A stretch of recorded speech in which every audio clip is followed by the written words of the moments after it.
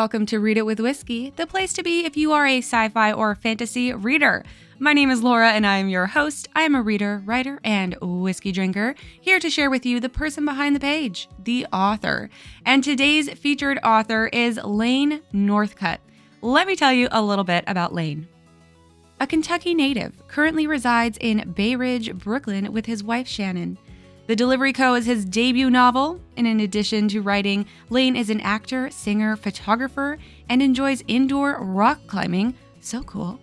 And as you'll find out in the interview, he is an advocate for some incredible people. So we are going to be diving into his book, The Delivery Company. So what's this book all about? Rejects are wrong, replacements are good. In a world where the government has sought to create the ideal children, the Delivery Company was born. In a lab, they create the perfect child for families who have lost kids or cannot have them. These children come in different varieties, but are all flawless. They are known as replacements. Children born with a disability of any kind are deemed a burden on society and discarded into the wild. These children are known as the rejected.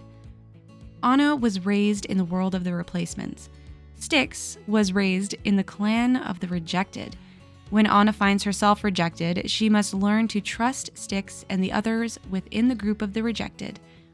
Joining forces, Anna will aid them in dismantling the very system that created them. Together, they hope to gain equality for all and bring an end to the Delivery Company. This book was very intriguing. I really didn't know what to expect, and I fell in love. I'm going to dive into book 2 very soon. And I know I say that about every single book. My TBR is so huge, you guys.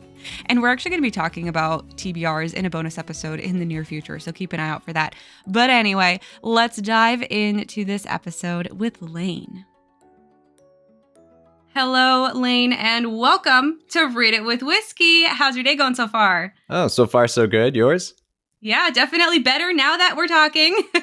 I've been so excited to talk to you all about The Delivery Company.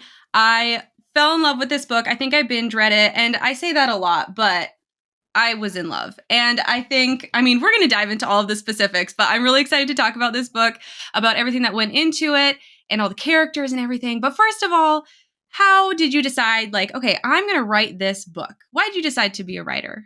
Why did I decide to become a writer? Really boils down to because there's no other way to formally get all of the ideas and stories and people that I have in my head out there otherwise. And so I've been doing that for a very, very long time. And then as far as writing a book, I've always wanted to write a book. And this one just happened to be the one that actually made its way onto the formal page, printed out, and then eventually published. So it's a little bit more special, this one. So yeah. Had you written a lot of manuscripts before you decided okay, this is the one that I want to publish?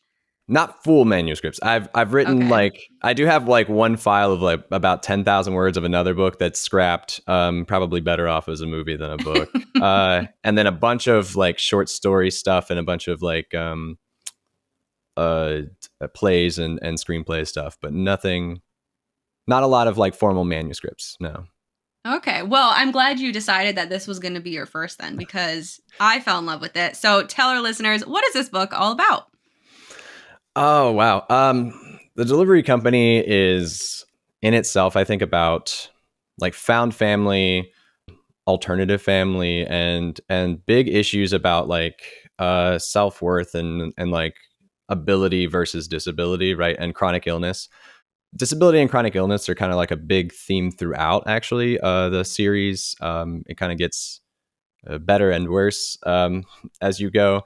But I thought it was very important to bring that up because I myself have both a chronic illness and technically disability because of that and other illnesses. So, and the story kind of came together from one basic question of what would happen if the government just decided that those of us with a chronic illness or disability just weren't fit to take care of or even live anymore. So thus the Delivery Company was born.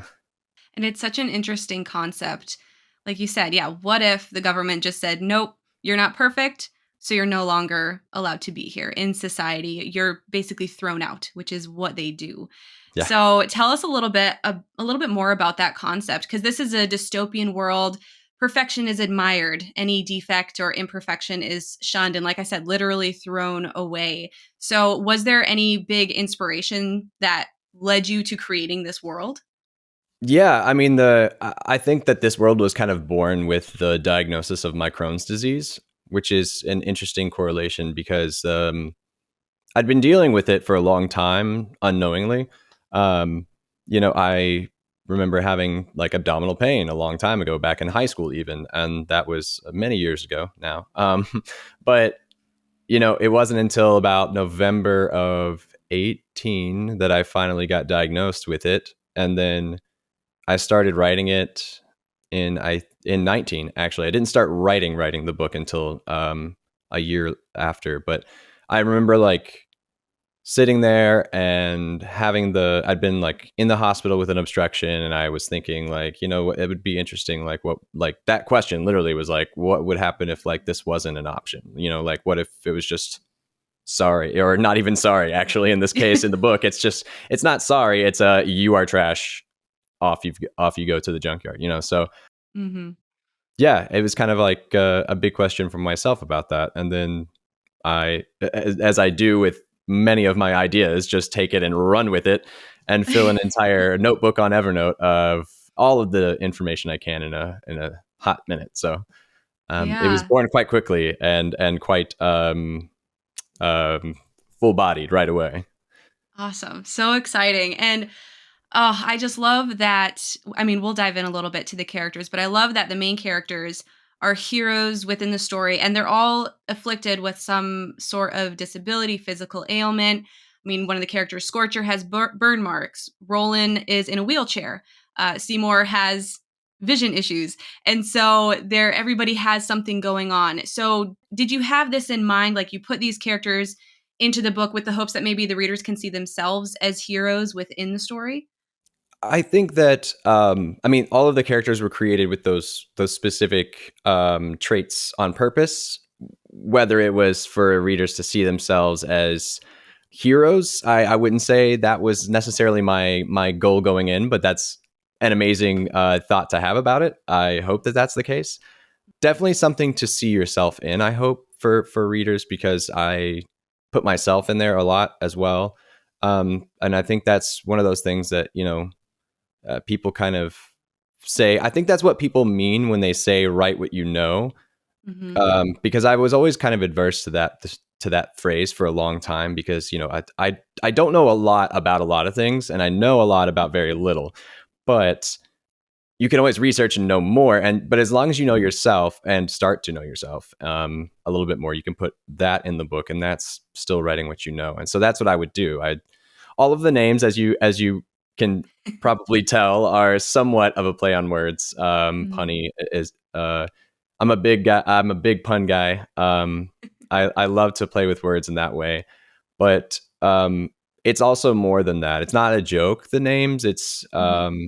their names are created by themselves. Like they choose their name there, and that's important to me to note, because it's not me as the author being like, aha, this person has this ailment or physical trait, and I'm Right. making fun of them, So, No. and I think it's addressed in the books, actually, if I'm not Yeah. mistaken. But there's so many drafts and so many things that I've cut and added that I sometimes forget what I actually kept. But yeah, there's actually more to some of those too than's visible, which I think is an important thing for Hmm. those with illness and Yeah. disability as well.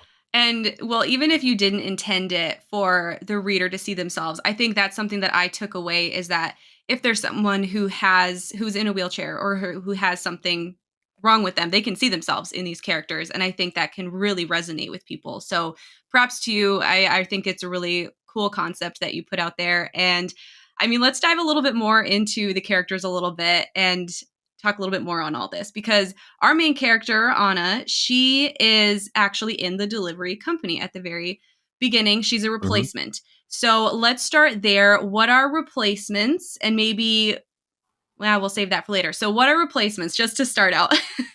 Replacements are children who are literally created in the delivery company for families in the society of, inside the wall, to adopt. Eventually, they come to the delivery company. It's for families who either couldn't have children or would like additional children, and they're unable to do so because of either their body or the government. It's not quite Handmaid's Tale rules in that way, right? But it Right. is kind of echoing some of our own world's rules for sure. But yeah, they are bred and born and bred to be perfect children for these families to adopt. So they live in somewhat sterile environments. They are fed the correct amount of nutrition and taught the things that they are supposed to know by the delivery company up until the age that they are adopted. And then families will come for this big ceremony on adoption day and then take them home. And these children will basically just almost robotically follow instructions at home, be very obedient, and be what they want to deem as perfect. So Right. They'll fill that purpose that they were created for. yeah, And that's where we start. And it's in the first chapter, so we're going to talk about it. yeah, Anna and Sarah, they get into a little situation, and it's adoption day. She got this note apparently from her father, who's going to be her father on adoption day, and she's so excited. And her and Sarah get into trouble and get sent to Dean Tipper's office. And Anna is told that she's going to be rejected. So, what does that mean? What does that concept of being rejected or being a reject in society, what does that mean? yeah. And I chose the word rejected because it's interesting both as like an adjective and a noun. Mhm. Because in our society we do have people that we look at kind of as rejects, or who have been rejected from either a group or most of society in general. You sometimes walk by people who you may think have been rejected by others. You may have felt that way yourself in a group, but in the context of the story, it's literally being thrown away in this case. But of course, they can't really reach. I mean, they can probably, technically, but like they shouldn't theoretically be allowed to reject anyone who is considered to be perfect. So Mhm. there has to be something wrong with them. And they make sure that Anna has something wrong with her before they reject her, so that they are covered on all sides. And yeah, to be rejected is kind of like a mark of the other, right? It's like almost being branded in a way. And in some cases, it's very easy to see that these people are rejected, and in other cases it's almost impossible to know that they're rejected, and unless they're with other kids who are. So Exactly. yeah, it just means to be the other, basically. It's Mhm. just not perfect. And as we go through the story, Anna meets Styx and Roland and Seymour, Scorcher, all these people, and she realizes that maybe she didn't know the truth of the delivery company. And that's all we're going to say about that. But I do want to dive a little bit more into the characters. We won't go into details on all of them, but I would love to know, who is your favorite character within the book? I know it's a loaded Oh, question. this is one of those tough questions. It's only tough not because I created them all, but more so because I've been working on the third and last book in Mhm. the series, and also in the second book there are other characters too. So I will keep this question's answer to the first book, but also kind of to the series somewhat. I'm a big fan of Scorcher, to be honest. Mhm. I think that Scorcher is one of my favorite characters, if not my favorite, at least in the first book, because I think that Scorcher is the one who I see most of myself in the first book. I think he is who I kind of put more of myself in right away. That changes some for me as I write the rest of the books, but I just really like his attitude. I like how he is presented, and I like I like his skills that he has, but he's also like able to be funny and to help out. He's kind of like, honestly, he is who I think I would like to be if I were a rejected Oh. member. So Oh, I love that. Oh, that's cool. I like that a lot. Oh, I liked a lot of the characters. I think Roland was one of my favorites in book one. I loved her personality, her spirit. And then Scorcher was the other one who I really liked. kind of in the beginning, it's more of like a mystery type persona. We don't really know much about him. And I like how throughout the story it evolves. He opens up a little bit. You learn a little bit more. So I really liked them. I always try to pick someone who's not the main character, but I did love our main characters as well. And we have 2 points of view within the book, Anna and Styx. And I would like to know, without giving spoilers of like who, but are they the only points of view in book 2 and book 3, or do we see any other points of view throughout the series? They are not the only ones. Oh, okay. I'm excited. Yes, we'll leave it at that. I don't want to know who is. I'll go and read book 2 to find out. All right. So we see, obviously, this is a dystopian world. In creating this world, you have the delivery company. You then have the junkyard, which is outside the wall, on the border of where the rejected live in this tent city is where they are. So what was that process like, building the world of this dystopian potential future? Kind of chaotic at first. Yeah. I say that because I'm a pretty scattered person on the whole. I do have actually like kind of pretty bad ADHD, so medicated, and it's still hard to control sometimes. So that's kind of actually pretty good metaphor for my creation process, because this book first started with me writing a chapter at a time and sending it off to somebody to read as I was working on the next chapter. So I would be kind of sporadically and writing it in the stream of consciousness, right? So I would think about some things ahead of time a little bit more, and then other things I was kind of just like pantsing, right? I was not a plotter at all, almost, with this first book. The process of creating this world and the series made me become more of like a plantser, if you will. I'm a big fan of now writing an outline and then kind of weaving through the pathway in and out if I can. But if I'm careful and don't pull the reins on myself, I will just like wander way out there. And so that's kind of how it was with this world, right? It's I knew some key spots that I knew wanted to be there. I didn't know for sure, but I had to figure out very quickly how far away they were from each other, to what direction, how large these places were, because I also do a lot of world building. I help some people with their like D&D homebrew worlds, and I also have DM'd for D&D before, and so I kind of knew what it's like to create that world a little bit, but it's a little bit different when you're having to formally write things that are going to be for sure that every single time, and so this was chaotic but fun, I would say. Yeah. Oh, so fun. And I've gone through the same exact thing when I wrote my first book in the Shockwave series, Post-Apocalyptic Survival.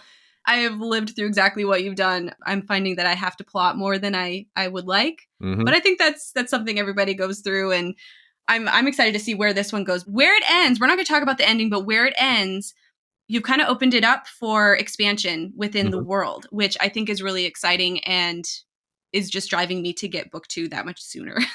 So great. It's Love going to to hear be that. fun. Yeah. All right. So thinking about this book as a whole, who should pick up this book? Who is this book made for?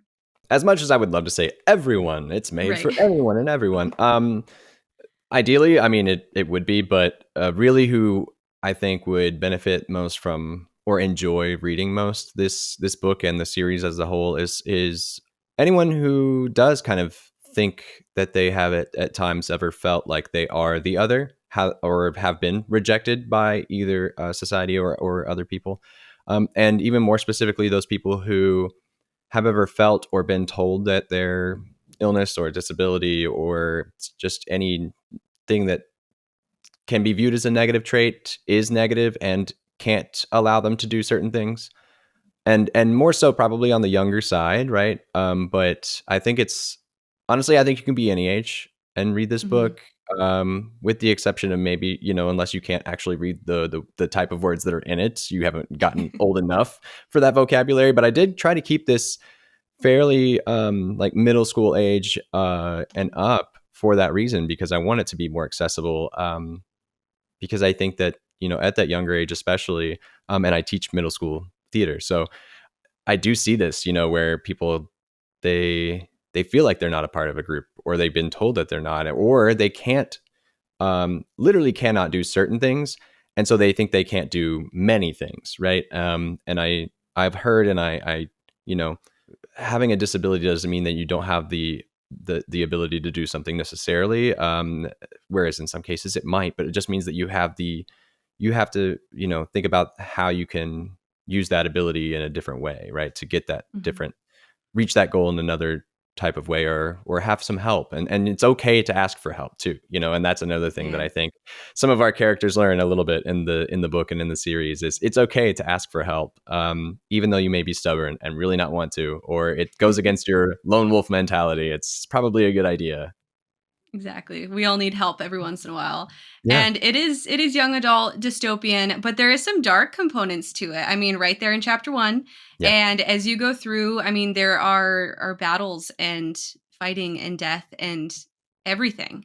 And so I think that also really talks to the young adult reader who finds that they have all butterflies and rainbows in their books. It's nice to see more of a dark young adult dystopian for people to read. So I Yeah. really like that component. And we can just kind of shift, like, what emotions do you think the reader will go through when they're reading this book? May it be laughing, crying, smiling, getting uncomfortable, getting challenged? What do you think is going to be their takeaway?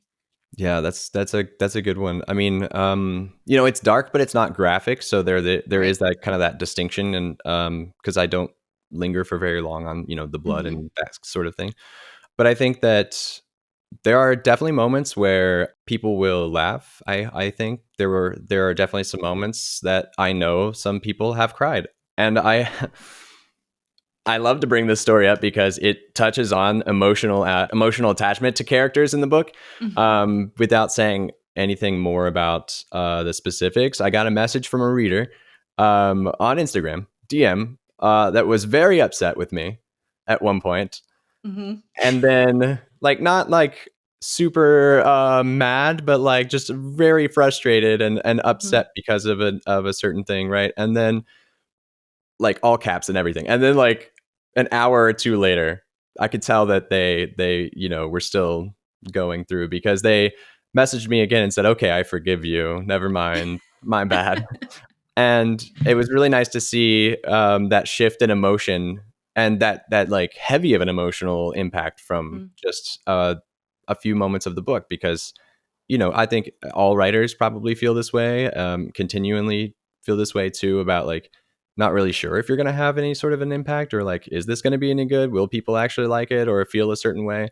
And the fact that I got those messages tells me like people are feeling things. I know that it's not for everybody, but it definitely is for a handful of people, and I think you will have a range of emotions from shock and sadness and anger to joy and awe and even maybe love at some point if you or at least empathy or sympathy for specific characters and hatred for either a character or myself, I guess, in some cases, maybe. I don't know. Hopefully not.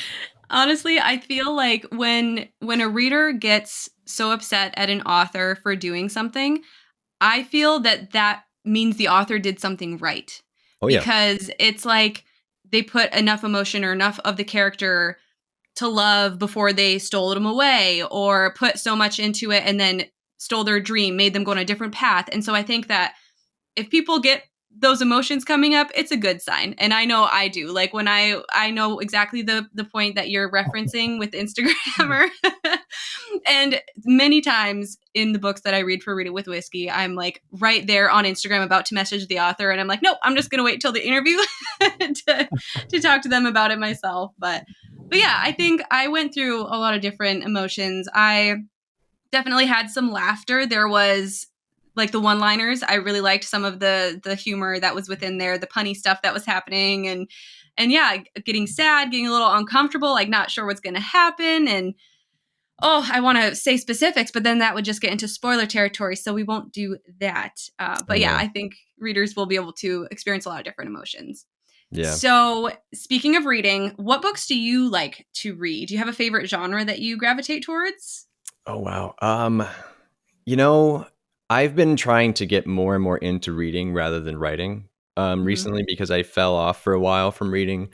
Just because when you get to writing and also, with work and stuff, it's you got to choose what to use your time for. And Right. So I've been jumping into some books again, and I think I still am gravitating towards some like historical fiction, but also I do love a good like murder mystery sort Mhm. of novel. So I think the last book that I read that had a huge impact on me, and I just like had to tell so many people about was a book called The Seven and a Half Deaths of Evelyn Hardcastle, and it was like absolutely amazing.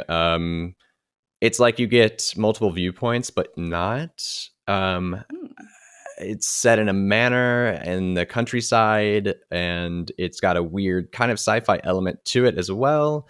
Without spoiling anything, it's like you get a lot of perspective from this book and a lot of confusion and questions, but you also finally get some answers, kind of. And it's definitely a satisfying and surprising murder mystery. And that book was the most recent one that I've read, and I'm about to dive into what is it called? I think it's Verity, maybe. Verity, yeah. Yes, Verity is the Yeah. next book on my list to read. So I know. I've had both of those on my list on my TBR for a while now, and I just have too many Read It with Whiskey books to read, so I'm like just pushing those off. I'm like, I'm gonna have to just wait to do all like big name TikTok, Instagram books that pop up. I'm gonna just have to push those for like a year to get caught up. But it's exciting because I get to talk to the author. Then that's why I do this, is because I get to talk to you guys. So, but yeah, I've heard about that, both of those books you mentioned, and I'll eventually get to them. We'll see. We'll see.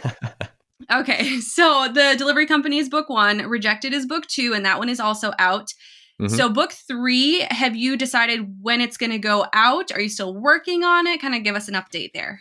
Yeah, that's a good question. And as unfortunate as it is, I don't have a release date yet for that one. I was really hoping to keep it within a year of book 2. But because Delivery Company was released December 12th of 2020, and then Rejected was released 2/2/22. Originally it was going to release a little bit earlier, but then I was like, I like the number 2, so for the Yeah. sequel. I'm a big guy with like those kind of things. But so the third book, which I already have a title for, I already have a cover for. The writing is not quite finished. I'm still in the draft of it. It's going to be a little bit difficult wrapping it up, but Mhm. it is coming together. It's just as you know, even in book 1, I'm sure you can sense there's a number of things to wrap up, but also book 2 will throw in some more questions that I either will answer or not. But yeah, there's a lot there. I have a good handful of stuff done with it, but it's definitely not being published before the end of this year, unfortunately. So Okay. my hope is sometime in the middle of next year. So Okay. All right. Well, we have that to look forward to then. And I think that's the hardest thing I've ever had to do, wrapping up the third book in a trilogy. mhm. Like, writing book 1 is easy because you're like, oh, there's a loose end. That's fine. I'll fill it in later. And then you get to book 3 and you're like, whoa, I have a lot of loose ends here. And a Mhm. lot of us have had this issue. I know I talked to Julia Scott. She's finishing up her third book right now in her The Mirror Souls. Tanaya MKD, I just recently talked to her, and she has her third book that she's working on. I have my third book. You have your third book. So, and Patrick Johns, he's working on his third book. So it's like there's Mm. so many authors who are running into this at the same time, and I love it because I'm like, there's a community of us. Let's all just help each other. We're all So, struggling at the same time. Sequels are yep. hard. Sequels are hard, and wrapping up a series is definitely difficult. So Mm. I'm gonna try and do a standalone next, just to kind of reset the palette and do something different. So, do you have any ideas after this trilogy is wrapped up? Do you have anything that you're working on or any plans? I do. That's the problem with my brain creating so many ideas. Yeah, I have a couple things that I'm working on. One's a short story collection that's totally different, and then it's a little bit more on like the adult side of things. And then I do have another book. Actually, two other things. One that's going to be a standalone, and one that I'm thinking might be either a standalone or duology. I'm not entirely sure, but yeah, a couple other Right. projects in the works, unfortunately. And that's why the third book of this is still in the draft phase, probably too. Yep. So here we are. Exactly. Oh, never ending cycle. Idea, and then, okay, old project, finish the old project, new idea, old project, finish the old project. Yep. Cyclical. Shiny definitely. object syndrome, they call it, I think, right? For sure. All right. Well, this is Read It with Whiskey, and it wouldn't be Read It with Whiskey without talking a little bit about whiskey. So, what's your favorite whiskey to drink?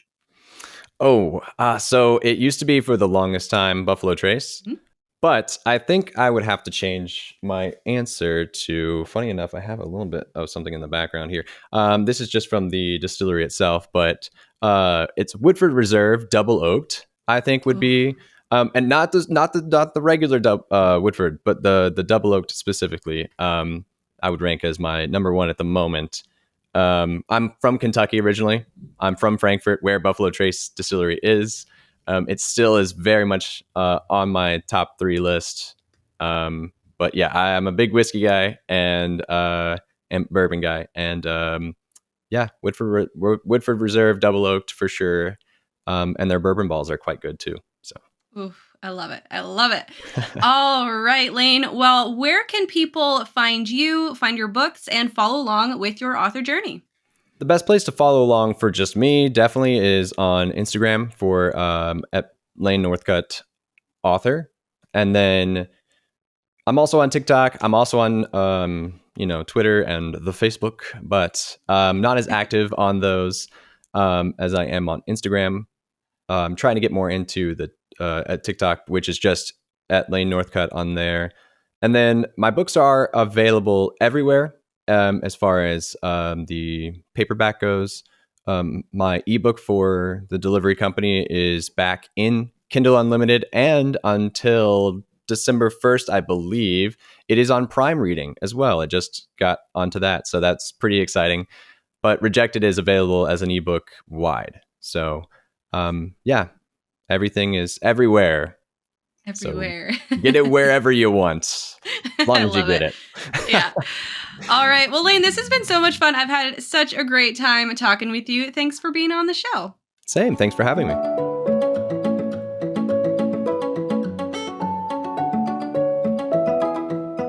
Looking back at this conversation with Lane, I had such an incredible time.